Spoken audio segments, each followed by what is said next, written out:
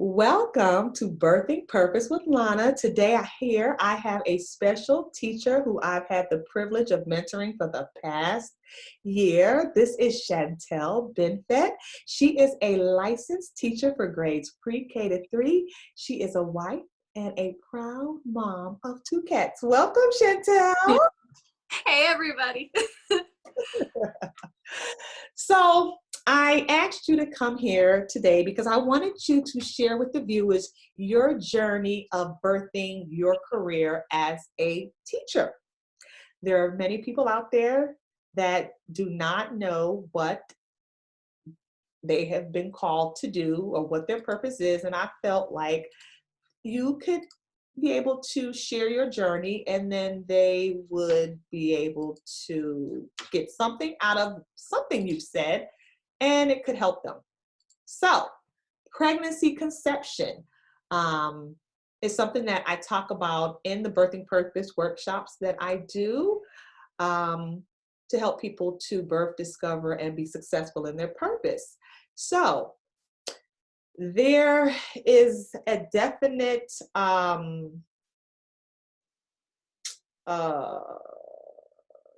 way women birth their babies in the natural is the same way that you birth your purpose. God was kind of just showing me some similarities. Here's the word I was looking for. So it all starts with conception. So we know that a man impregnates a woman. And so where do you feel you've gotten your purpose from? I feel like it was almost naturally just for myself and my own personality. As far as like growing up, I was always trying and striving to be like a helper for others, whether that was like at home with my sisters, like, naturally trying to be a role model. And I guess that's where my journey to being a teacher, that I did not know I was going to be a teacher yet, but that's where it began. Okay. Your desire to help people. Mm-hmm. And where do you feel that desire came from to help people? I think it's, the role models I've had around me, whether like that's my mom, my dad, my aunt was always very much so like involved in the church, and I just saw a lot from her. She's a huge role model for me. She was actually like a key point in my journey to becoming a teacher, and still is. But she's very much so a leader in her church, in her community, at her school. Like even now she's retired and she's still helping people. So yeah, right. So I believe that having a relationship with God is key. And I believe, according to the Bible, Ephesians 2:10 says, we are God's handiwork created in Jesus Christ to do good works, which God prepared in advance for us to do. I believe God gives us all purpose here on earth. Do you believe that?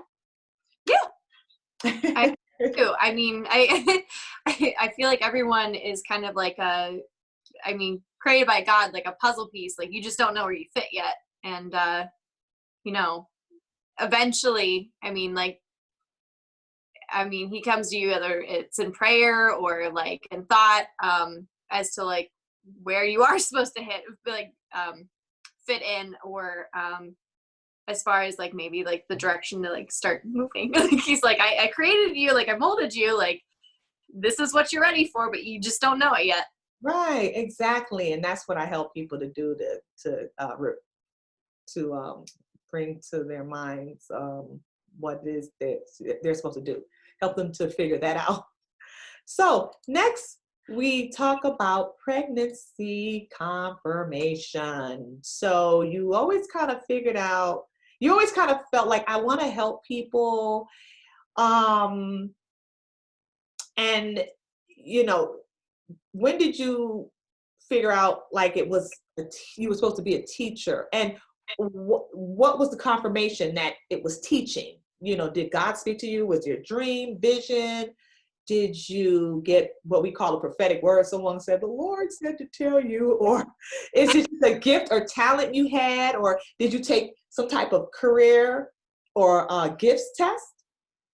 I definitely took a career and gifts test because well, so background is going through school, I was not only, I was considered gifted.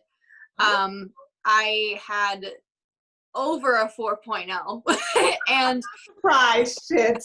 well, You're for amazing. myself, I mean, like, it was that and highly ambitious and like involved in like everything under the sun. If it was musical, like I was in it.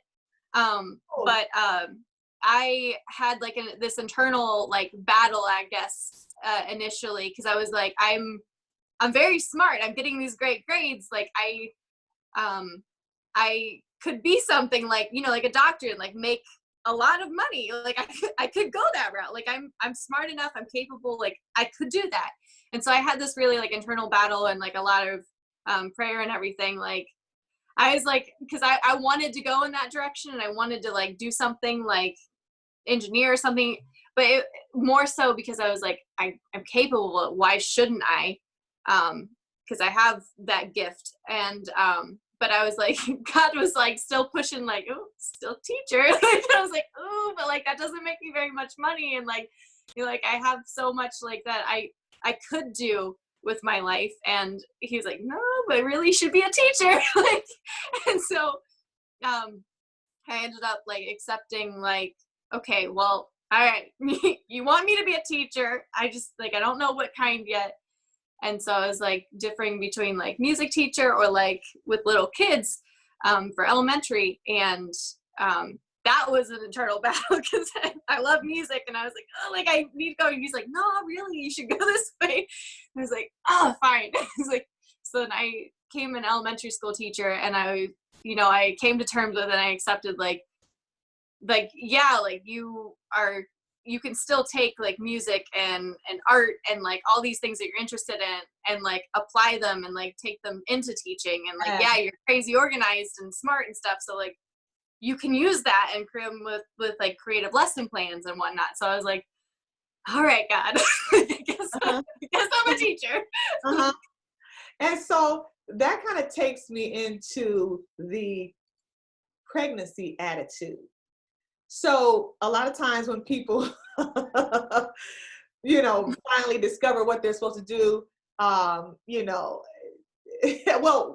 first of all, when women find out that they're pregnant, some are happy and some aren't, and for various reasons, right? We know them all.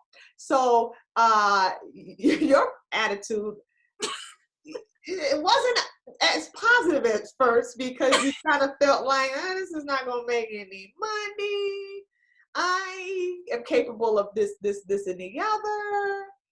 But it just seems like eventually you kind of surrendered, because that's what it will take, is you surrender to what you feel like God called you to do.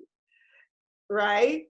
Yeah, it was like like I saw everyone, like all my friends that were the same classes, the same GPAs, like they were all graduating and becoming all these like fantastic things that are gonna make them like lots of money, like pharmacist and engineer and like doctor, and like I'm just like I had like I was like, and you almost get like from other friends or like other people you talk to, you like they know that you're like super smart and everything, and then you're like, well, what do you want to be when you grow up? Like, what are you planning on going to college for? And you're like, I'm gonna be a teacher. And they're like, like, you don't make much, right? Like, you can do like so many other things, like, so like it was battling that and like like almost feeling like I like a little bit of like I don't know, like guilt for like wanting that, but then also like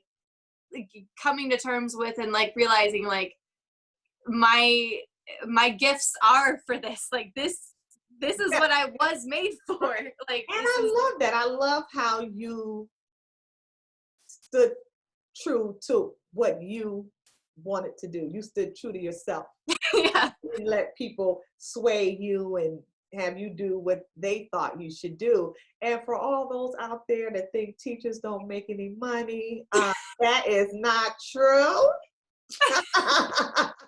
I just want to tell you, you get with the right school district and, you know, you get accomplished ratings, skills ratings, you get those raises. There's so many other things that you can do in addition to teaching. You can teach and you can train at your district. You can do be a coach. There's so many things extra you can do. And I know for our school district, teachers they need to come to our parking lots. And for all of those who had houses built as a teacher, all teachers are not struggling. So I think that's a big myth out there that teachers don't make money. I just had to set the record straight. Okay, so doctor appointments. Every pregnant woman has to go to her doctor's appointments to see the progress of her baby, to you know, any questions that she needs answers, any of her concerns. And then doctor can give her instructions, comfort, or whatever she may need. So how often did you have to go to God during this process, whether it be in prayer or, you know, stay connected through Bible study, praise and worship, just to get with him, to just stay on the right path for the direction that you need to go to become a teacher? Well, throughout high school, I'm Catholic. So throughout high school, I was going through the process of, reconciliation first, and then going through like the first 2 years, like of becoming confirmed, like a confirmed Catholic, like choosing to be Catholic as an adult now, not just being baptized into it and being like, oh, I'm Catholic. And so through that journey too, so it was, I mean, Sunday school every Sunday, all throughout high school. And so, I mean, through that, and then just like personal, like prayer, you know, figuring out what I wanted to do. And I mean, related to God too, but also like, in school, I had to do, a senior project, if you will, for English. It was like a multi-genre book. I might actually have it. And I had to do a project, and I decided to do, because I was thinking about being a teacher, like the ABCs of, what do I call it? The ABCs, like my journey to college. And so I spent hours and hours on this thing. And my, I mean, obviously, like throughout this, like I was, you know, praying to God, like, this is like go time. This is like, figure out where you want to go to college, figure out like that I actually want to be an elementary school teacher. And then I'm like officially going to be like, yep, that's my major, like going for it. Right. And so a lot of prayer and, you know, finishing that, and then, you know, reflection too, like after it was all over, like now, like you've learned so much. All right, like time to make the big decision. And, you know. So people make vision boards. Is that kind of what that is? Like a vision book you created there? I have it here. You probably can't see it very well, but like each page, like A for like applying, and like, where is it? B for bachelor's degree. And like I had to come up with like sources and stuff, like C for campus. And I was comparing like the degrees I was interested in, and like the colleges I wanted to go to, like D for distance, how far is it from home, like, and I had to go online and come up with actual sources. E for experience, I actually interviewed my aunt who was a teacher and talked to her about her experiences as a teacher to like really help me reflect on was this for me. And amazing. You gifted overachiever you. Well, amazing. my teacher was like, I said book. I was going to do an ABC book, and he was like, are you sure? And I was like, yeah, I'm definitely doing an ABC book. And then get into it, and I'm like, oh God, I gotta get 26. I have to look up 26 different things and research 26 different things. to put into this book.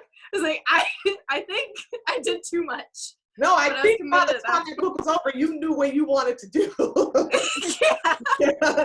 What a great tool. Yeah, wow. An ABC book. Create an ABC book, go through every letter of the alphabet and how that letter applies to, wow, amazing. Yeah. Wow. So, a lot of times, women know that they're pregnant, but they don't know if they're having a boy or a girl. So, same thing. People say, I know I was put here for something. I just don't know what. So I call that gender reveal, where we talk about clues to finding your purpose. So questions that I ask them to ask themselves is, what is the theme of your life? What do you do well with the least amount of effort? What do people compliment you for? And what are you passionate about? What population do you want to affect? And what problems do you want to solve? So, was teaching the theme of your life? Like, were you the kind that set your little baby dolls up in a row and you played school with the dolls? Or you were the one that got all your little friends in the neighborhood and you were always playing teacher? Was that the theme of your life? I would say I had like two themes, which is why I came to that decision coming to high school, which I'll get to. Like I would always, I would take my stuffed animals and we would teach them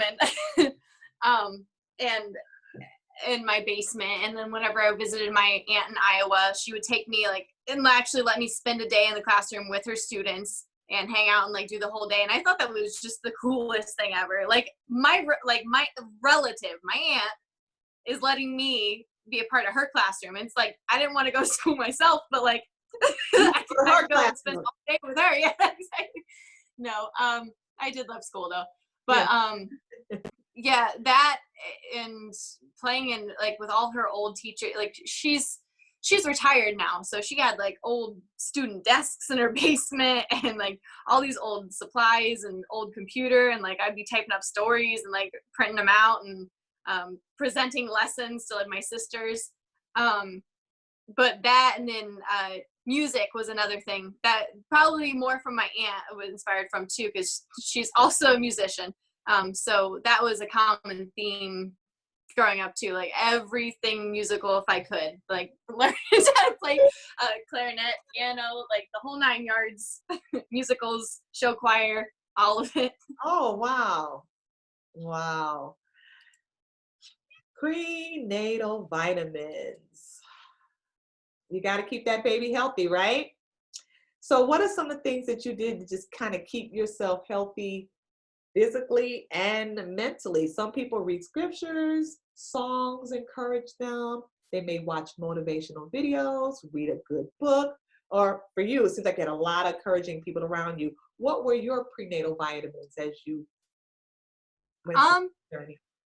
Well, I would say music for myself, just the entire music community, all of that. But it really came down to just a lot of really good role models. My aunt was one, and my mom she also dabbled in being a teacher's aide and whatnot, and a preschool teacher for a little bit.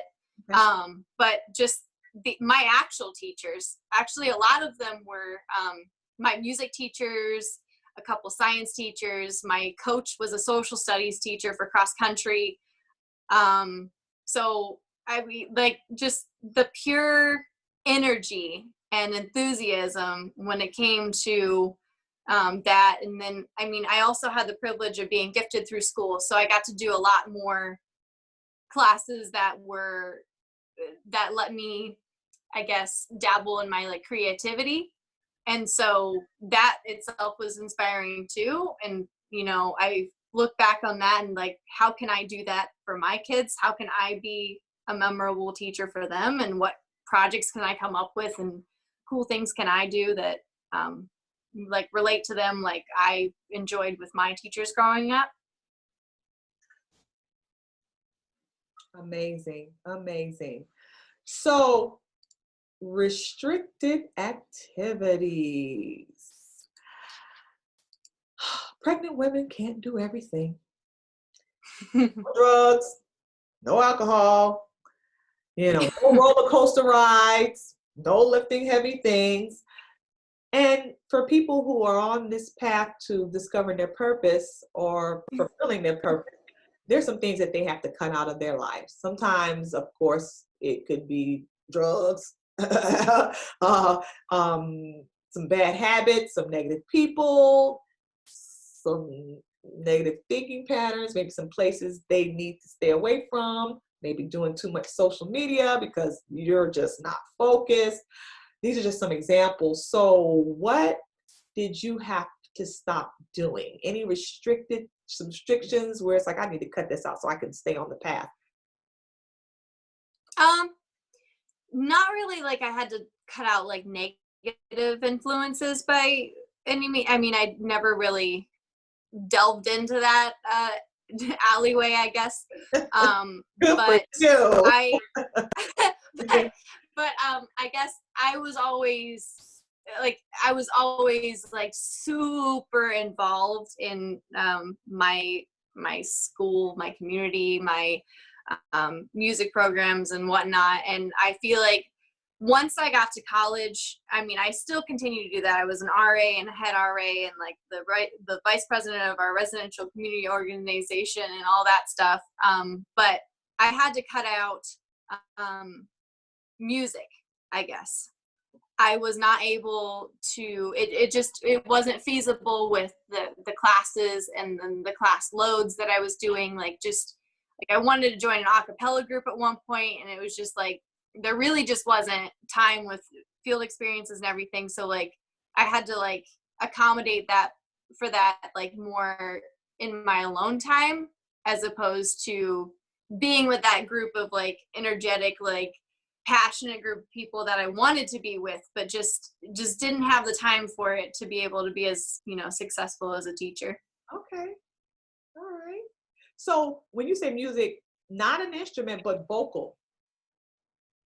Well, both, but I do enjoy vocal and like show choir and that type of thing. But I mean, I played piano for well over 12 years. I've lost count now. Harmonize at the end of this. Oh yeah. That's what you're power, right? I do it in the classroom. My kids are like, "What? You can sing?" We're gonna harmonize again. Lamaze Class. Well, not everybody goes to Lamaze Class. I did, but that would be, school webinars, internships, volunteering, job sharing, books. These are some examples that one would need in order to help them to be successful in whatever it is that they feel that they should be doing. So for you, what was your Lamaze class? Well, college for sure. College for sure. Right. I was also involved in like helping with like my early childhood cohort. So I was like a leader in that, and mentoring other teachers. I am a part of so many teacher Facebook groups. I've already, like, I've lost count. But like, that's for me now, like professionally, that helps me come up with new ideas and like, just be involved in that like educator community, Pinterest, like seeing those things are, and I mean like reading books. And I mean, I went like teaching books, and I went, this past summer, I took 15 credit hours to get my reading endorsement. Yeah. So, I mean, that, and then just like, I recently went through trainings to become a Seesaw ambassador, a Google educator on level 1, and an Apple certified teacher as well. So, personalized, I guess. Yeah, personalized learning technology. So, and then you have me. And my mentor. Force. And my staff and my colleagues and all of that too. to help. Yeah. It takes a village, right? Yeah. Takes a village. Um, Prioritizing.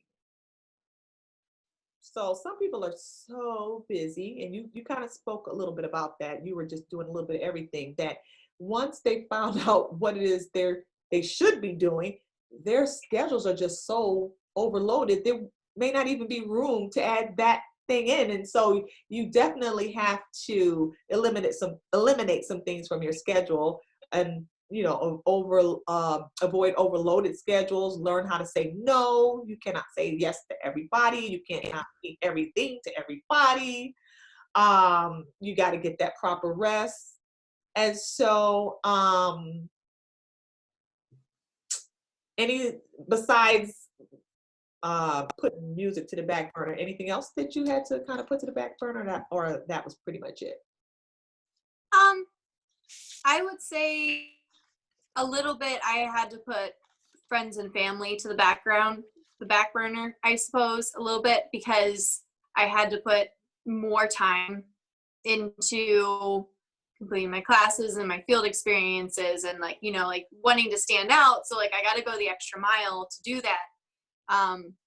And so a little bit of that, and then like you were saying, like learning to say no and being okay with saying no. I was always like a people pleaser, like a say yes man. You need help? Sure. Like I'll free up my schedule. I got you in an hour.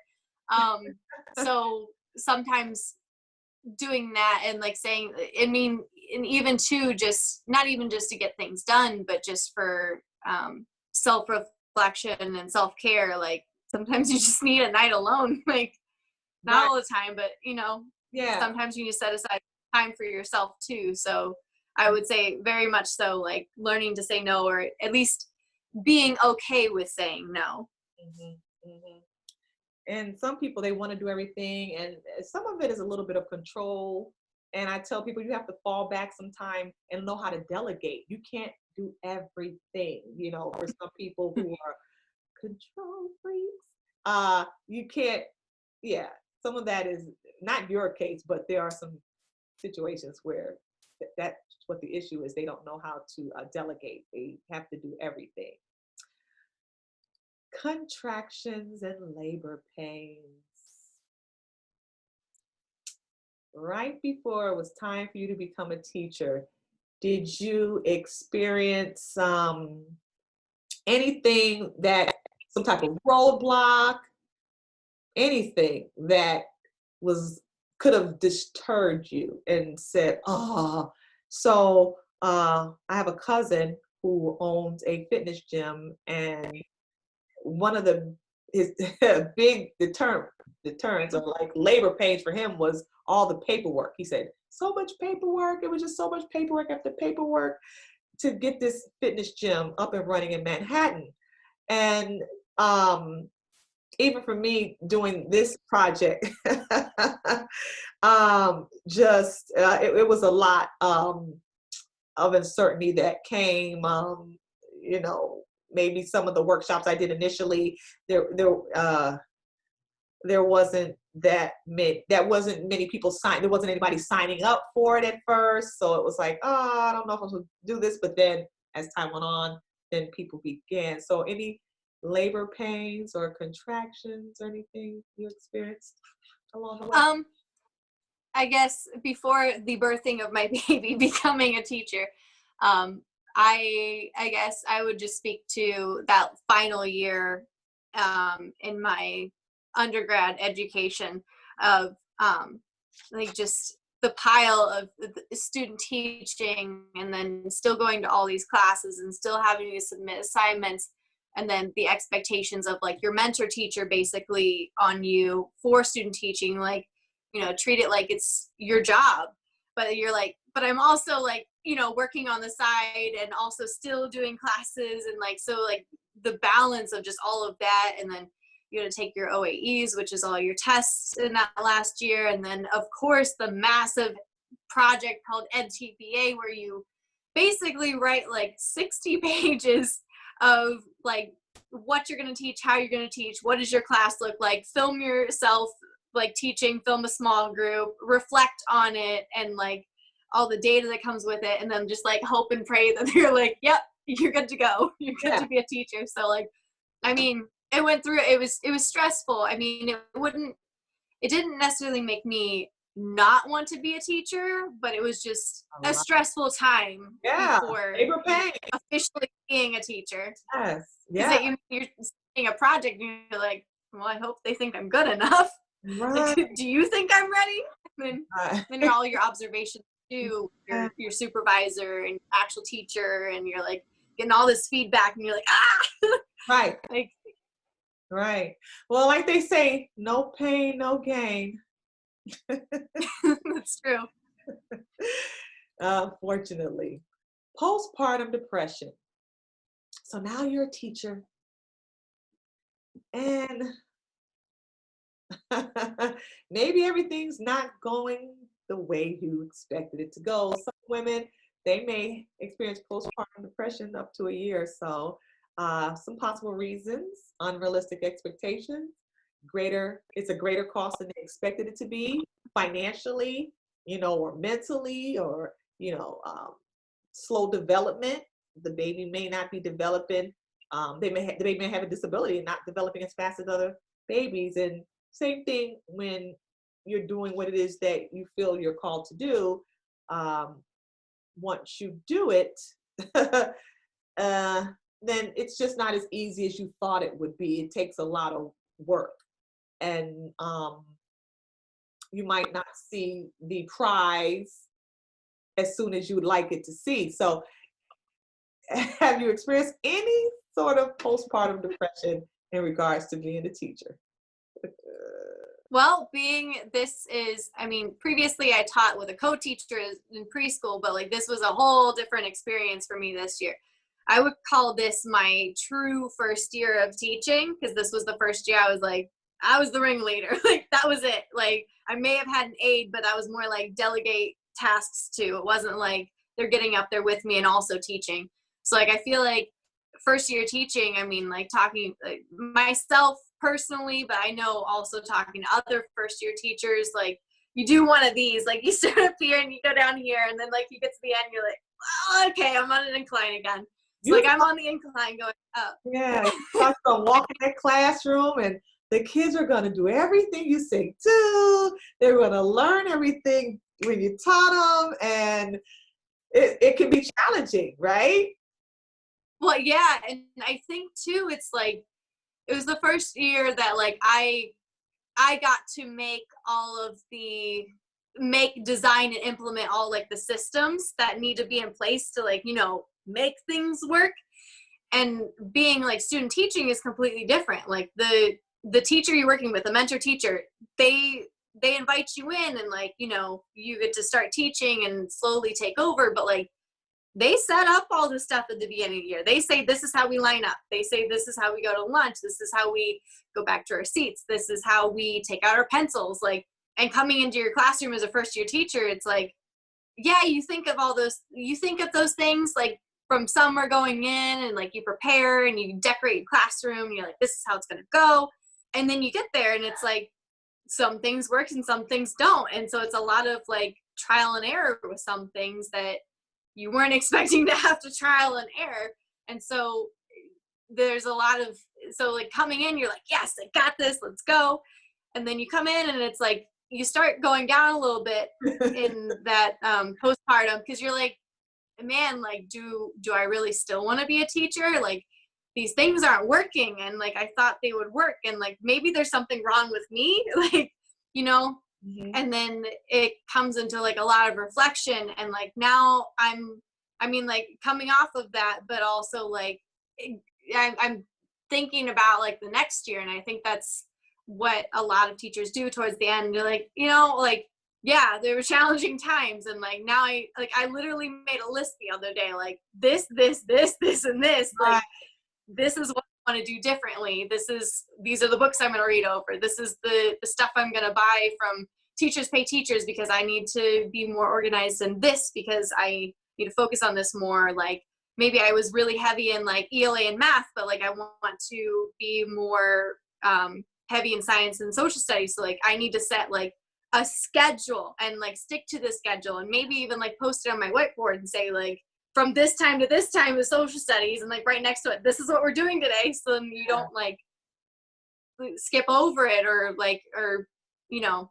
so it's like you learn what to prioritize and how to prioritize it better. And I'm hoping like second year going in, like it'll be better than the it will. And as my job is to mentor and train the first year teachers that come into the district, we tell all the new teachers your first year is the roughest, but if you hang on in there, it gets easier because you know now what to expect. And a lot of it you already have in place. You have your curriculum in place now. A lot of your procedures and how you're going to do things, those things are in place now. You're not building from scratch anymore. So your second year, you're going to see it is going to be much easier. Definitely. Definitely. So your nursery, all the things you need. Funding, equipment, supplies, you may need members, employees, marketing. These are the things that people need in order to do what God has called them to do, depending on what it is. And I know as a teacher, you broke yet? You broke. You spent a lot of money. I mean, I spent to get $2 alone together. Because I wanted your savings gone. Your savings gone. I definitely put in a couple thousand this year. But I look at it as like yeah, I'm gonna need to replace like the pencil bins that I got that I spent money on, like wear and tear. But like a lot of the things I have, like I'll get to use later on. But like this first year, more than any other year, I feel expensive. Like I got smart towards January, and I was like, well, maybe I'll like create a DonorsChoose project. Yeah, about that. That's why I was emailing you. You might not need to go to the Cleveland Kids in Need, where you're able to go and shop for free. I'm like, stop spending money and get down there to the warehouse and see what you get for free, because it costs, and it's a good thing we get to write off some of it, right, on our taxes. Not $1,000, but some of it.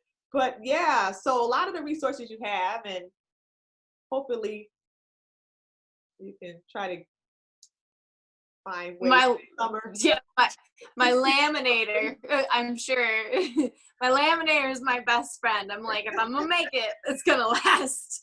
Like, and I think that being a first year teacher too, like getting smart and like doing that and trying to make things last, and like making sure like, I spend the extra money to make sure it's gonna be like a good sturdy, I don't know, beanbag chair or something. Like, so I, thinking ahead, and then things that I'm creating this year, I don't have to create next year because they're in good enough shape that, Exactly. Oh yeah, your second year is going to be much easier.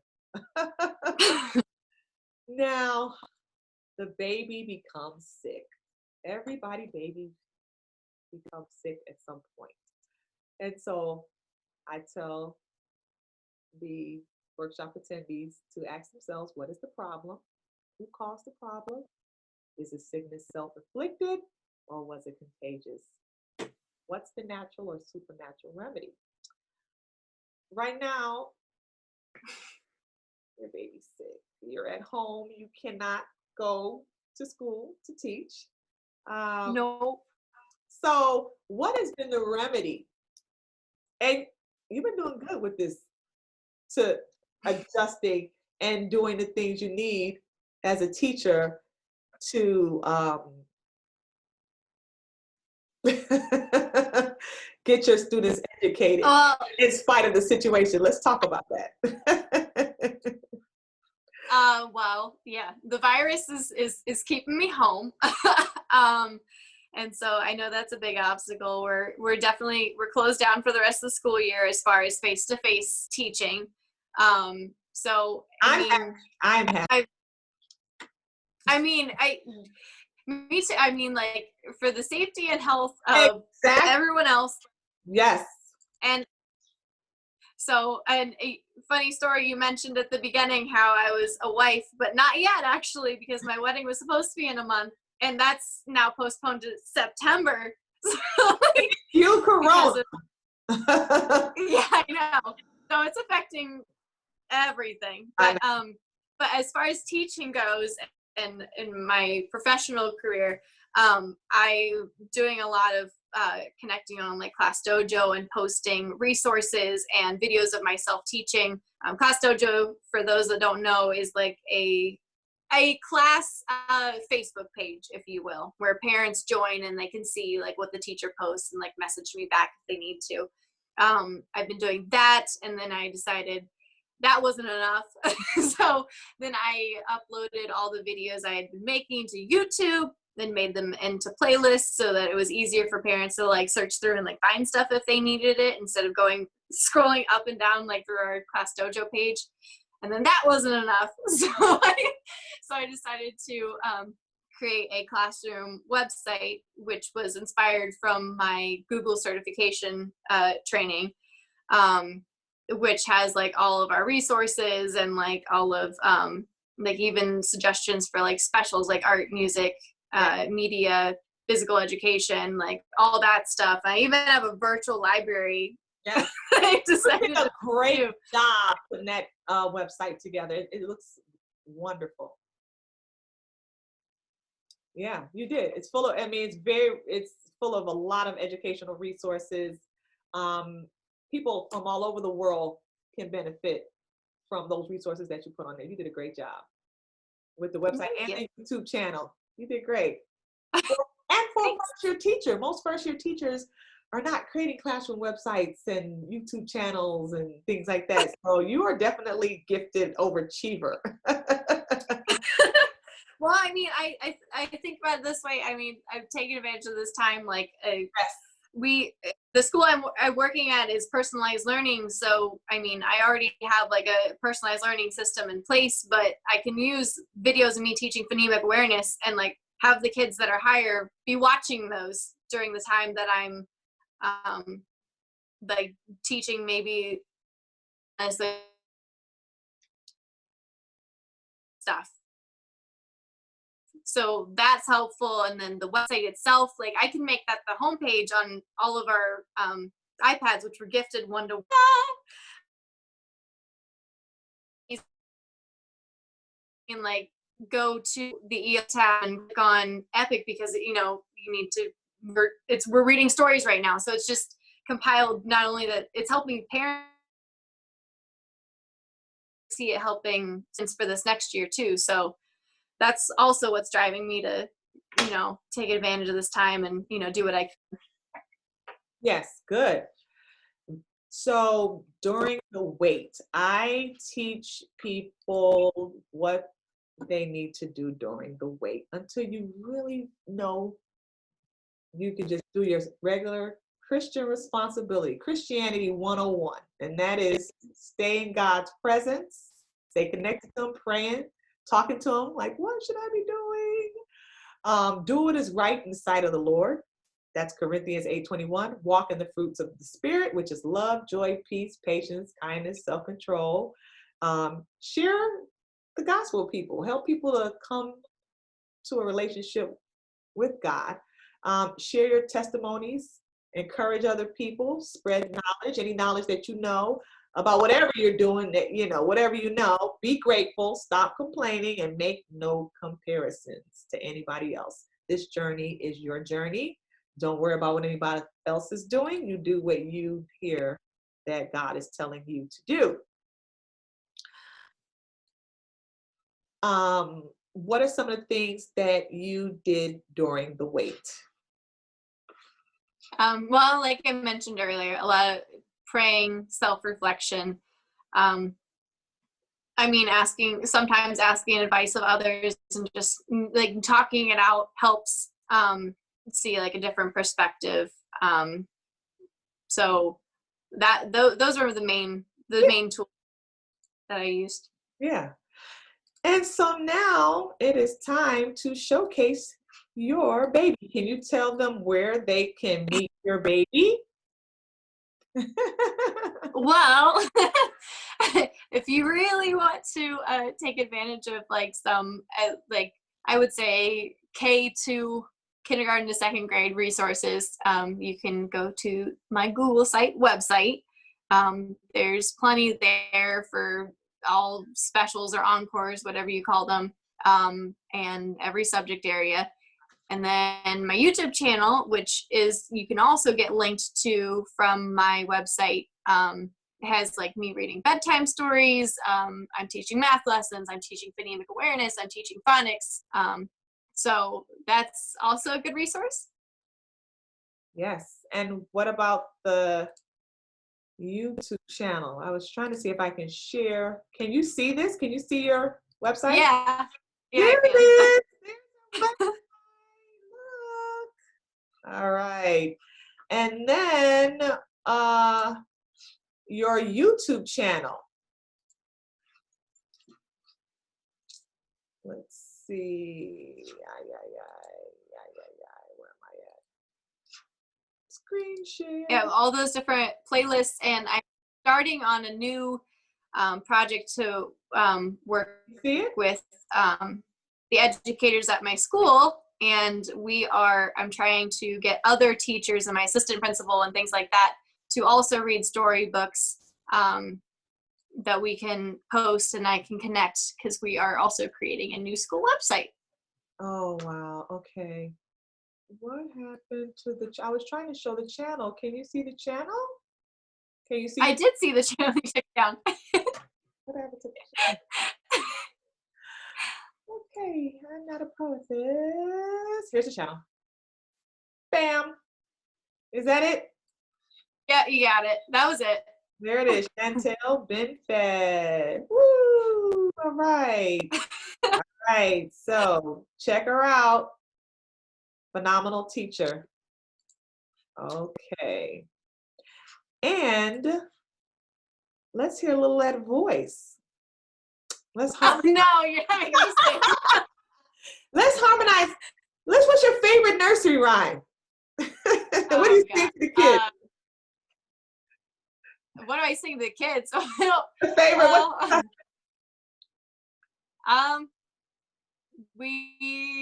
oh my goodness, you put me on the spot.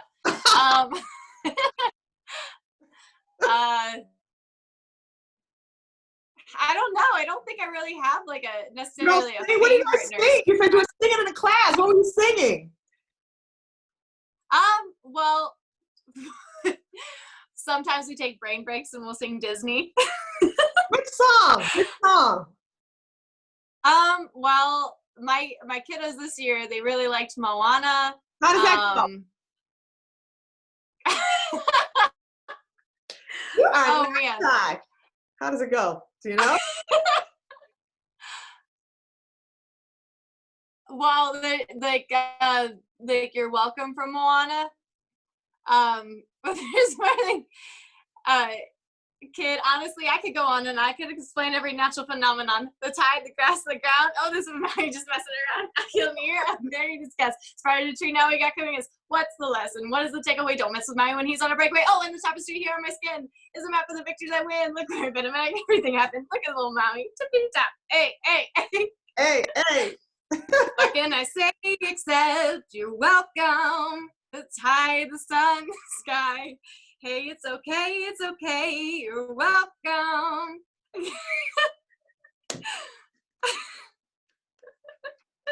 Introducing Shantelle Binfet and her babies. Thank you, everyone. Thank you for being here and sharing your journey. I know that this is going to be a blessing to someone listening. And I look forward to this upcoming school year and all that you are going to be doing for the students. You're just amazing, and I'm so glad to have had this opportunity to mentor you this year, because you've taught me some things too. It was a great exchange, so I thank you. You're welcome. Thank you. Thank you. Check her out, Shantelle Binfet. Bye-bye. Bye, everybody. Bye, Shantelle. Bye.